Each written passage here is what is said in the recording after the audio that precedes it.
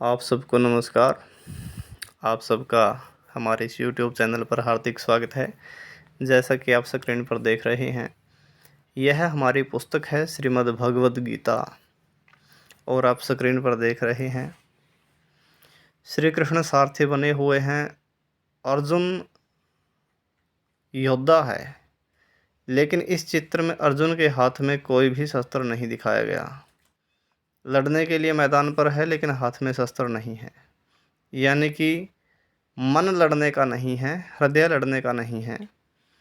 और इसी चक्कर में यह श्रीमद् भगवद जो गीता है, इसका उपदेश श्री कृष्ण ने इनको दिया था।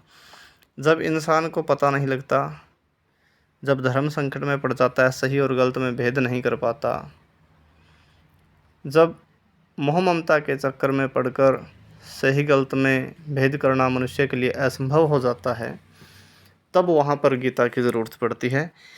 प्रत्येक मनुष्य को, प्रत्येक विद्यार्थी को, बच्चे, बूढ़े, जवान, स्त्री, सबको श्रीमद् भगवद गीता का अध्ययन ज़रूर करना चाहिए। इसका सबसे पहला श्लोक देखिए।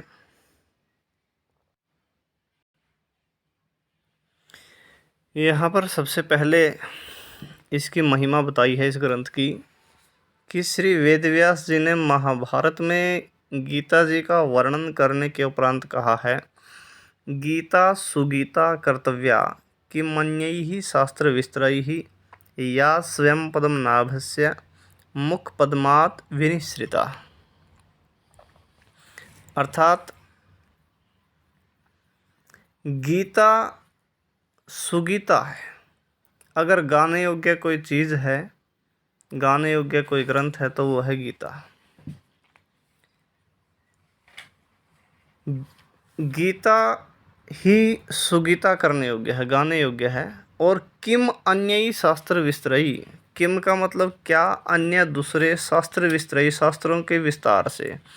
और दूसरे शास्त्रों के विस्तार से कोई फ़ायदा नहीं।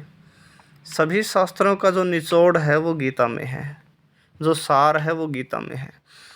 अर्थात दूसरे शास्त्रों के विस्तार से कोई फ़ायदा नहीं, ये गीता ही गाने योग्य है, गीता ही समझने योग्य है। या जो स्वयं खुद पद्मनाभस्य, पद्मनाभ कहते हैं श्री कृष्ण को, श्री कृष्ण के मुख पद्मात, मुख का मतलब मुँह और पद्म का मतलब कमल, यानी कि मुखारविंद से विनिश्रिता निकली है। अर्थात गीता ही सुगीता है, गीता ही गान करने योग्य है। दूसरे शास्त्रों का विस्तार करने से कोई फ़ायदा नहीं। जो समय भगवान श्री कृष्ण के मुखारविंद से निकली हुई है, तो यह इसका महत्व है। धन्यवाद।